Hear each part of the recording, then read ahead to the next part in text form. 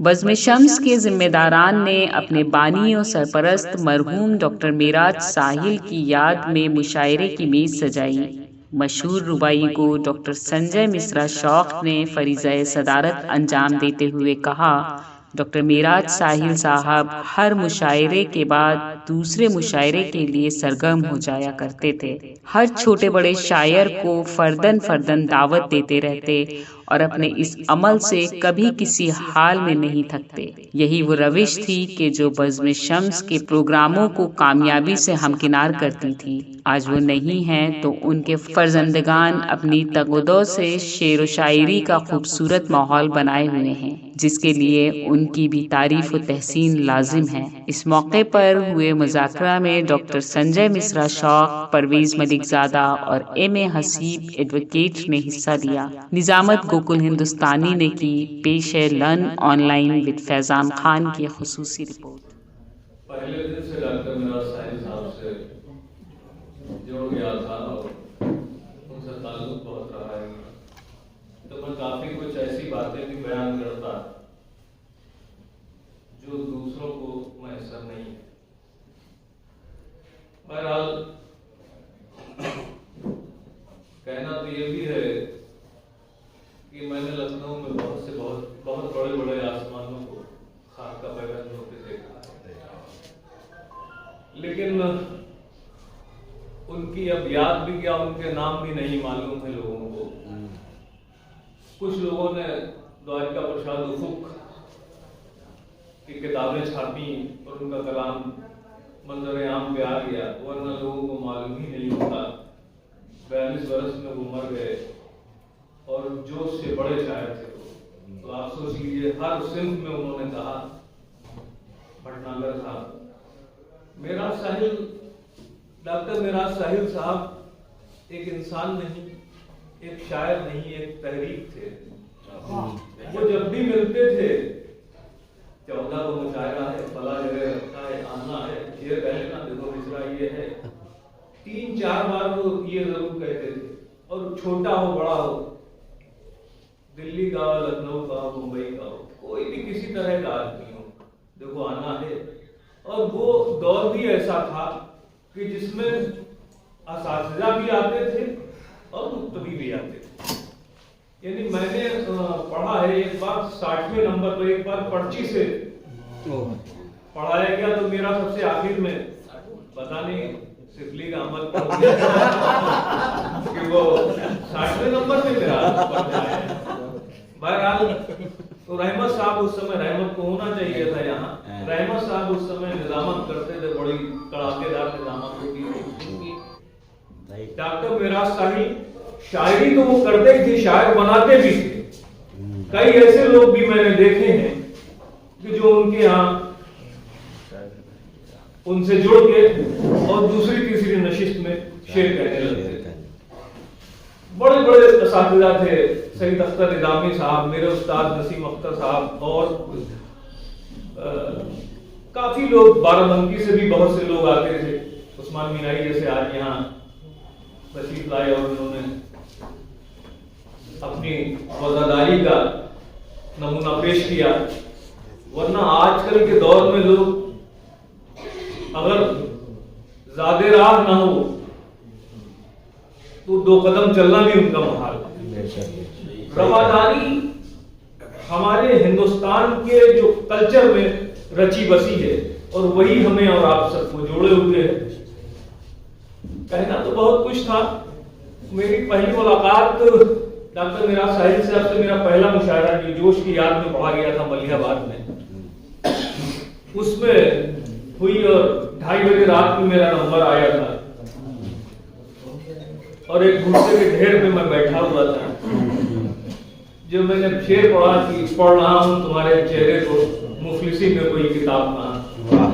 Doctor साहब तभी मेरे पास आ गए। उस समय तक मेरे पास 3-4 गज़लें जो मैंने सब पढ़ दी। एक खास साहब थे, बड़ा वो मुतासिर हो गए, तो पीरज़ादा सैयद शफक खान चिश्ती साहब ने ये कह दिया था कि खान साहब से रोज कायदे से जो कुछ कहें करते रहना। ठीक है। उन्होंने अपने बच्चों से मिलवाया, बीवी से मिलवाया, सबसे मिलवाया और मुझे आम काट के खिलाए।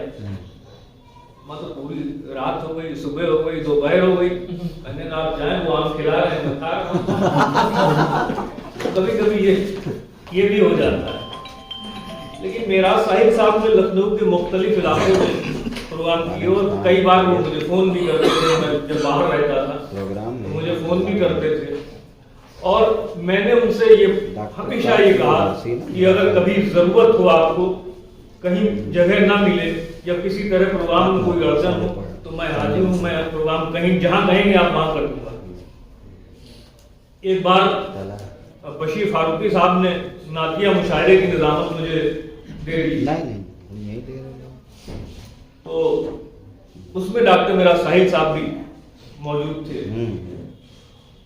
और जब इत्तेफाक से निजामत तो मैं करता नहीं हूँ, कभी कभार मारे बांधे फंस जाता हूँ, तो इत्तेफाक से निजामत अच्छी हुई। डॉक्टर साहब को बहुत खुद अच्छे नाज़िम थे, उनको बड़ी पसंद आई और उन्होंने बशीर साहब से भी जाके कहा।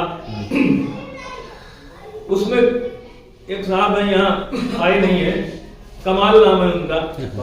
हाँ, उसके बाद 15 लिफाफे बचे हुए थे कन्वीनर साहब के पास, तो वो कहने लगे कि हमें दिलवा दो, तुमने इनको 3 दिला दिए, उनको दिला दिए।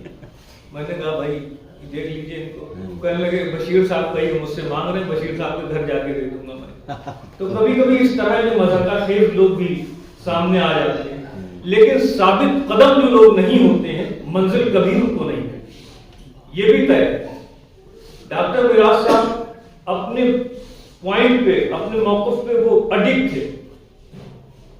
बहुत बड़ी बड़ी नशिस्तें देखी है मैंने, बज़्म शम्स के अलावा बाकी सारी जो बज़्में थी, जो वैसे तो बज़्म हमला आवरा भी बनी थी, लेकिन वो 2 ही 4 हमले कर पाई, नेस्तनाबूद हो गई। कई बज़्में बनी लेकिन उनका कुछ चल नहीं पाया, क्योंकि डिवोशन जो चाहिए, वन मैन आर्मी होता है। मेरा साहिल साहब वन मैन आर्मी था, हालांकि उनके साथ जमीन साहब और तमाम लोग, लेकिन वो जो काम करते थे इसको क्या, और ये भी नहीं है कि कोई बड़ा है तो उसके, जैसे आजकल लोग बड़ा कोई है तो उसके बिच जाते हैं, तो उसमें छोटे लोग छूट जाते हैं, तो उसके बच्चों की भी दाढ़ी में हाथ लगा के बेटा ये करना, यहाँ कहाँ प्रभाव है। ये सब चीजें जो है रहमत को होना चाहिए था। रहमत जो है उस समय निजामत करते थे और बज़्म शम्स के वो इनके उस्ताद भी हैं सारिम साहब। सारिम तो उनकी खैरियत ले नहीं पाएंगे, मैं ही लूंगा। क्योंकि हमारे जो लखनऊ के चंद लोग रह गए हैं, उन लोगों की ये जिम्मेदारी है ऐसी जगहों पर जहां बुजुर्गों को याद किया जाए। उम्र में तो मुझसे बड़े थे, लेकिन एक बार क्या हुआ कि खदरे में एक नशिस्त बज़्म शम्स की, तो मुझे कहा कि आप मिसरा दे दीजिए, तो मैंने एक मिसरा दे दिया कि घर का सामान सब मेहमान ले गए। तो कई लोगों को दिक्कत हो गई, डॉक्टर साहब ने कहा कि यार कैसे होगा। मैंने कहा चिंता मत कीजिए, मुशायरा हो जाएगा। मैंने 120 शेर कहे उसमें, और मैंने कहा 10 लोग अगर कोई नहीं आएगा तो 10 लोग कलाम पढ़वा दूंगा, 20 शेर में पढ़ दूंगा, हो जाएगा। तो बहरहाल किसी तरह उन्होंने लोगों को तैयार किया और मुशायरा हो गया, अच्छा हो गया। इरफान उसमें थे मुशायरे में, तो कई लोग उसमें थे, आप नहीं थे उस समय। आप दोबारा बुलाइए इनको।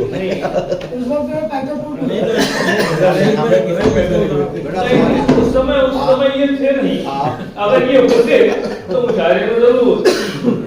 क्योंकि कुछ भी हो, लखनऊ में ये रहे कमर साहब, इनके दम से रौनक रहती है। और ये दाद भी देते हैं, ये नहीं कि किसी कोई अच्छा शेर कह दिया, मजा भी करते हैं कि भाई ये कह दिया तुमने, तुमको क्या मालूम तुमने क्या कह दिया। इस तरह से मजा भी लेते हैं, लेकिन ये भी सब जरूरी है मुशायरे की कामयाबी के लिए, ये भी सब जरूरी है। और मैं इन लोगों तुम लोग से भी कहना चाहता हूँ कि जो लोग 5 बजे के मुशायरे में 8 बजे के बाद आते हैं, उनको पढ़ने की रहमत न दी जाए तो ज्यादा अच्छा है ना। क्योंकि ये जो पुरानी रवायतें हैं उसमें कहीं ना कहीं, अब आजकल लोग क्या है, मोबाइल लेके चलते हैं, अपना पढ़ा उधर मोबाइल देखने लगे, ये सब बुराइयां दर आई हैं। और नस्ल का प्रोग्राम है, अगर शायर के लिए कुछ लोग बोल रहे हैं तो उसमें भी शामिल होना चाहिए। आप अगर शायर हैं तो आपकी नैतिक जिम्मेदारी है। कोई एक आधा आदमी कभी किसी वजह से हो जाए अलग बात है, लेकिन ये इसको चलन बना लेना ये गलत नहीं है। जैसे मौलाना यकीन है, ये तो यकीन है हम सबको कि वो खास शागिर्द हैं उनके, तो आते जरूर कोई ना कोई इनकी रही होगी, लेकिन कई लोगों को मैंने देखा कि आर्ट के बाद आ रहे हैं, उसके बाद गूगल से ताल्लुकात अपने सेट करके ले जहाँ पे पढ़ना है पढ़ लीजिए। ये चीजें जो हैं वो ठीक नहीं होती। गूगल से ताल्लुकात ये सब भी गूगल के सभी मारूने मिल जाते, ये सब भी जरूरी है। जुमाना सिर्फ आपके लिए हुआ था। मैं कोई ऐसी बात नहीं करता और जो कहता हूँ उसमें अमल रखता हूँ। जैसे एक बार एक साहब को अवार्ड दिया गया तो मैंने उनसे कहा कि आप अपनी ये गजल ले जाके दरियाए गोमती की नस्ल कर दीजिएगा। तो वो तो सुधर गए, लेकिन एक साहब वहां बैठे थे, वो पत्रकार थे, उन्होंने 5 पेज का मेरे खिलाफ लिखा और 4 हफ्तों के बाद लोगों ने मुझे दिया। तो मैंने कहा चलो ठीक है, आपके अंदर कोई तहरीक तो पैदा हुई लिखने की, इसी तरह लिखते रहेंगे तो लिखने लगेंगे।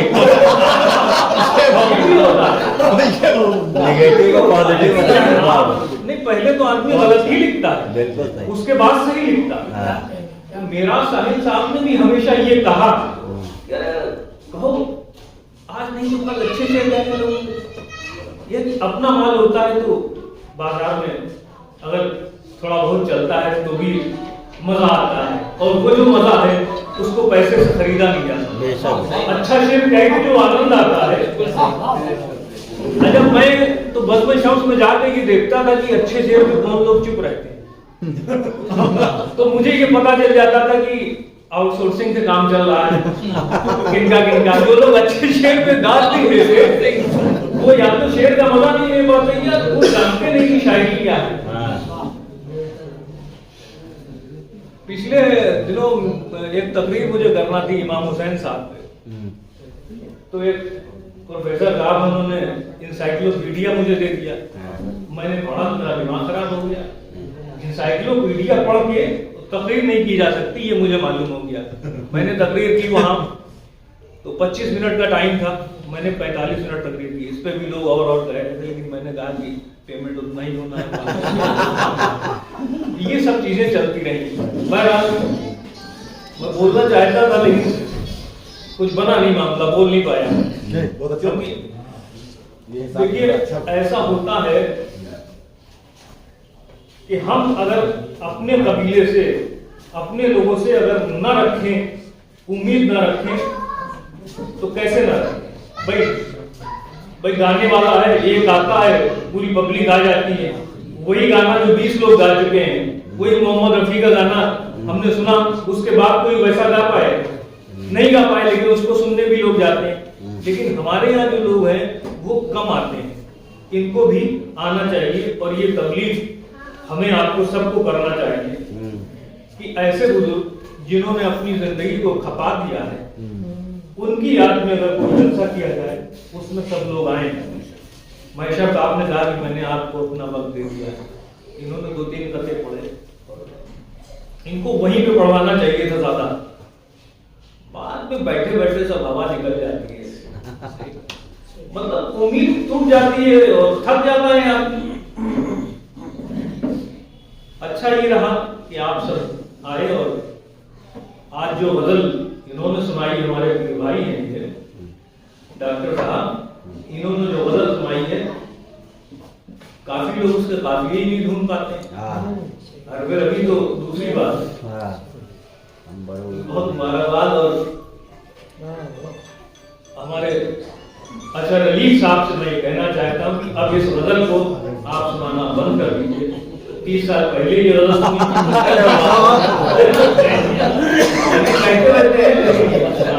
इनको सुनाना चाहिए। जब आप किसी महफिल में जाते हैं तो आपको अपना बेस्ट देना चाहिए, और मेराज फैजाबादी की तरह हर मुशायरे को आखिरी मुशायरा समझ के पढ़ना चाहिए। क्योंकि जब आप परफॉर्मेंस आपकी अच्छी होगी तो 2-1 लोग बैठे होंगे, हो सकता है वो कन्वीनर आगे चल के हो जाए या किसी कन्वीनर के दोस्त हो, वही तो आपको बुलाएंगे। भाई सलीम ताबिश को देखिए, जहां से इन्होंने पढ़ा गजल को टर्न अप किया और अच्छी गजल आज इन्होंने सुनाई। बहुत नई सुनी। हाँ, नई गजल थी, ये भी एक बड़ी बात है, वरना लोग नई गजल को, लेकिन इन सब जगहों पे नई गजल को पढ़ के देख लेना चाहिए। अगर 2-4 शेरों को दाद मिले तो ठीक है, रिलीज करो उसे, वरना तहार के डब्बे में रख दो। हमारे बिल्कुल सही था, बिल्कुल सही। मेराज साहिल साहब को याद करना, एक तरह से देखा जाए हमें अपने आप को याद करना है, क्योंकि आज नहीं तो कल हमें भी छोड़ के जाना है, कोई ना कोई हमें भी याद करेगा, लेकिन अगर हम अच्छे कर्म करेंगे तभी करेंगे। ये इसी सिलसिले में डॉक्टर मेराज साहिल के हवाले से मैं खिताब के लिए इस वक्त गुजारिश कर रहा हूँ।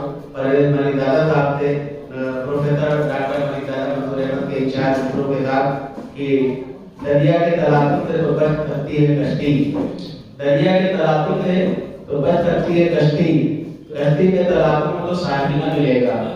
देखोगे तो हर मोड़ पे भी जाएंगे कातिल, देखोगे तो हर मोड़ पे भी जाएंगे कातिल, देखोगे तो हर मोड़ पे भी जाएंगी लाशें, ढूंढोगे तो शहर में कातिल न मिलेगा। मैं इस वक्त परवेज मलिकज़ादा साहब से इल्तिमास कर रहा हूँ जो तशरीफ लाएं और डॉक्टर मेराज साहिल के हवाले से अपनी गुफ्तगू करें।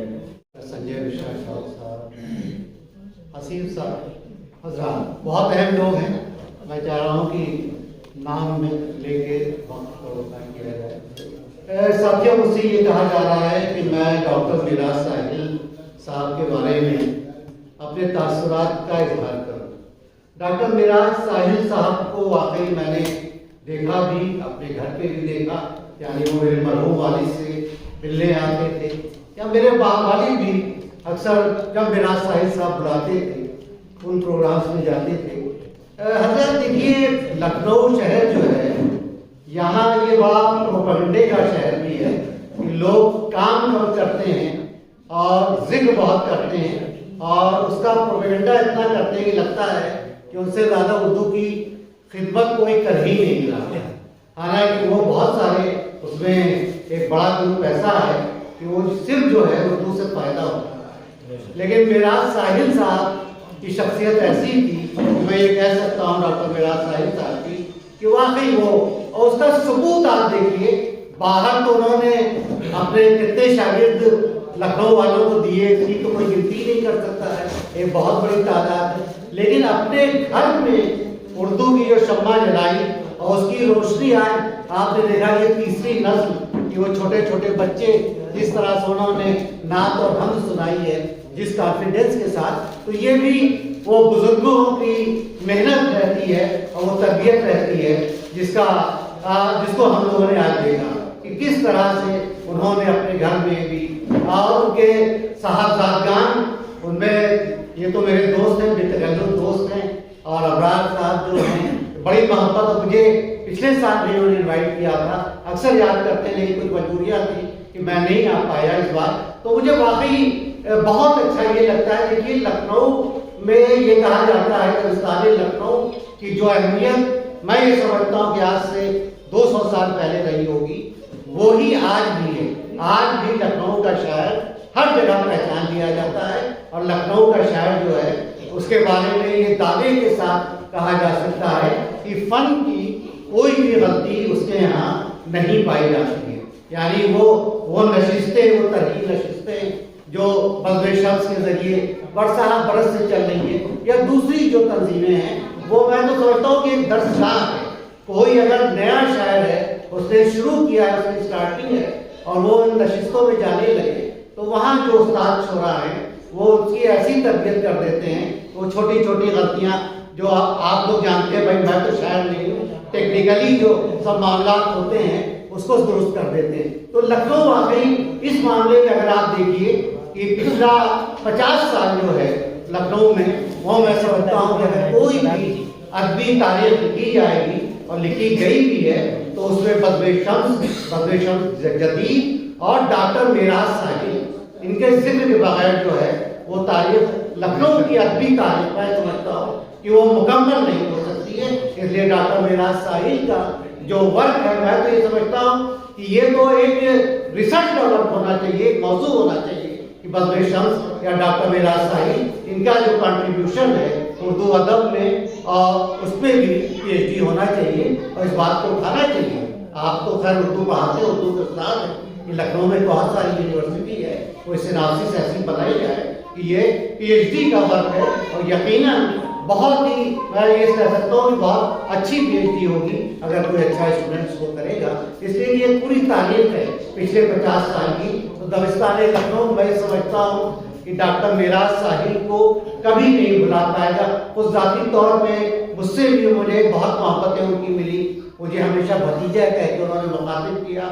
मुझे वाकई लखनऊ में जो बुजुर्ग बहुत याद आते हैं उनमें डॉक्टर मेराज साहिल भी हैं और बज़्म शम्स जो, मैं देखिए बहुत सारे घर ऐसे हैं, आपको बताऊं, मैं ज़्यादा लंबी गुफ्तगू करने लगता हूँ कि बहुत बड़े बड़े शायर उर्दू के हुए, कैफी आजमी, मैं नाम ले रहा हूँ, कैफी आजमी यानी सरदार आजमी, कितनों का नाम लूँ, पूरी एक वो है। लेकिन आप देखिए कि उनके बाद उनके घर में क्या है, उनकी किताबें कहाँ गई ये भी नहीं पता चलता है। खुद शबाना आजमी ने एक जगह मेरे वालिद से कहा था कि हज़ारों किताबें हैं, मेरी समझ में नहीं आ रहा है कि उसका मैं क्या करूँ। तो मेरे वालिद ने कहा भाई आप किसी यूनिवर्सिटी को डोनेट कर दीजिए, वहाँ की लाइब्रेरी में कम से कम स्टूडेंट्स के काम आएगी। तो चिराग बिल्कुल बुझ जाता है। लेकिन मुझे खुशी है कि खुद खानवादे मलिकजादा और खानवादे मेराज साहिल वहाँ उर्दू की शम्मा जल रही है।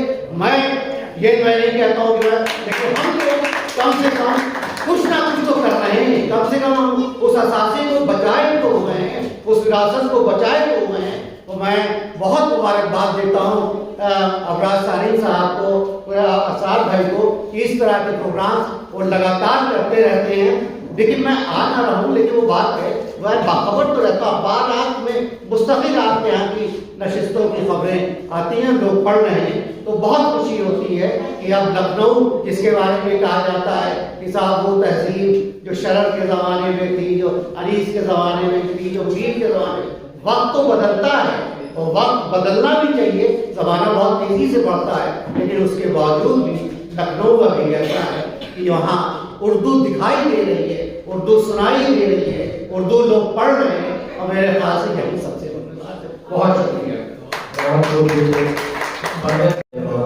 अहम गुफ्तगू कर रहे थे, अहम नगोश पर गुफ्तगू की उनको मुबारकबाद पेश करते हुए हमारी फहरिस्त में एक और मुकर्रर खुसूसी जनाब M.A. हसीब एडवोकेट साहब तशरीफ फरमा है।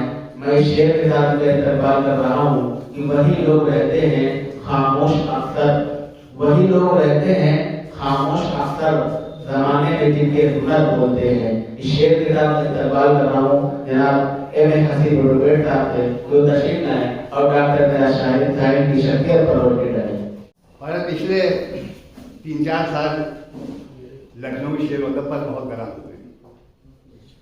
अगर हिसाब लगाया जाए तो एक बहुत तवील फहरिस्त है, जिनमें हमारे बहुत बड़े शोरा, उलमा, नाक़िदीन और हमारे अदीब और सहाफ़ी, ये सब इस दुनिया से गुजर के हमको छोड़कर चले गए।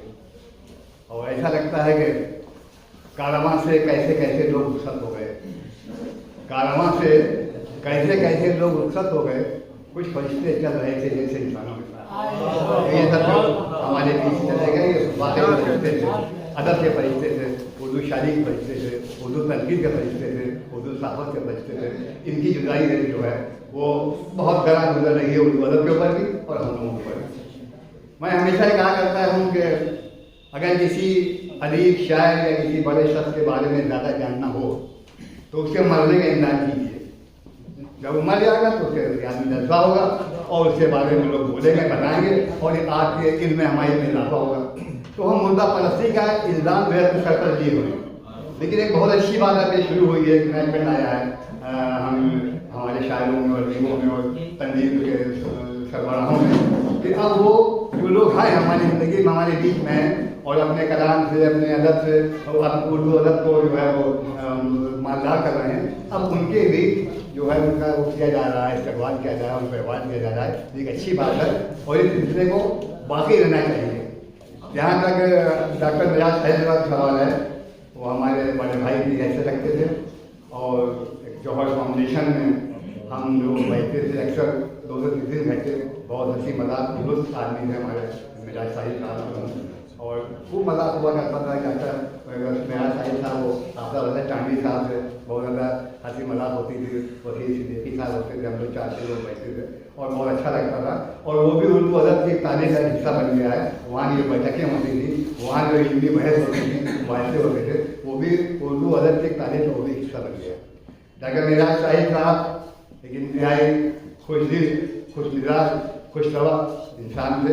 उनकी शायरी के बारे में चूँकि मैं समझता हूँ कि यहाँ जितने अफराद भी बैठे हैं तशरीफ फरमा है, वो सब उनसे कोई किसी न कोई ताल्लुक उनका था, और उनकी शायरी से उनका ताल्लुक था, उनके ज़ाती तौर से उनका ताल्लुक उनसे था।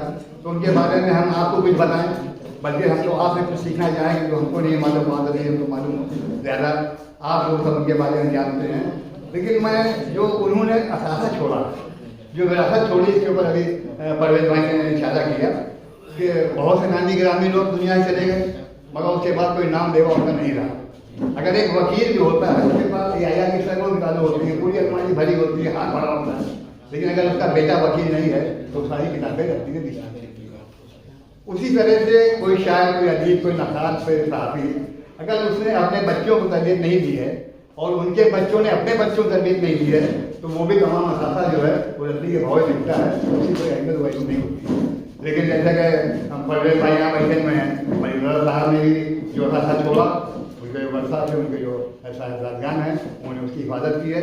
और इसी तरह डॉक्टर मिराज साहिब साहब ने जो असासा छोड़ा है, जो विरासत छोड़ी है, उसके निगहबान 1-2 नहीं, बल्कि मैं समझता हूँ वक्त 8-10 लोगों से मैं वाकिफ हो गया, छोटे बड़े बच्चों ने पढ़ा, ये सब वारिस हैं उस विरासत के जो डॉक्टर मिराज साहिब साहब ने छोड़ी है। और बहुत बहुत मुबारकबाद मैं देता हूँ इनके तमाम साहिबजादान को, खासतौर से इमरान सालिम साहब को, इरशाद हक साहब को, और उनके जो साहिबजादान यहाँ मौजूद हैं और जो नहीं मौजूद हैं उनको, उनके घर वालों को, कि उन्होंने अपने बच्चों की और उनके बच्चों की तरबियत इतनी अच्छी तरीके से की है कि दिल खुश हो गया बच्चों का जो मुजाहरा देख के, और हम लोग के जो उन्होंने मुजाहरा यहाँ किया है, उनके पढ़ी है, तो बड़ा अच्छा लगा। और इससे उर्दू का रोशन जो मुस्तकबिल है वो रोशन और ताबनाक है। और जिस तरह से मिराज साहिब साहब ने नशिस्तें की, देखिए बज़्म शम्स और डॉक्टर मिराज साहिब आजम मजलूम थे। बज़्म शम्स का तसव्वुर डॉक्टर मिराज साहिब के अलावा नहीं हो सकता, देखा नहीं सकता, और डॉक्टर मिराज साहिब का तसव्वुर जो है वो बज़्म शम्स से लगा नहीं सकता है।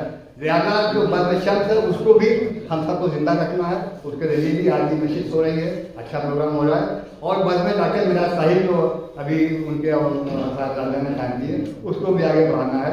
और ये उर्दू की आबियानी लाइब्रेरी, ये उर्दू की नर्सरी है। अगर ये नर्सरी नहीं होगी तो आगे भी शायर और अदीब नहीं पैदा होंगे, और उनके अंदर कलाम में फसाद और बलागत नहीं हो सकती है अगर ये नशिस्तें ना हो।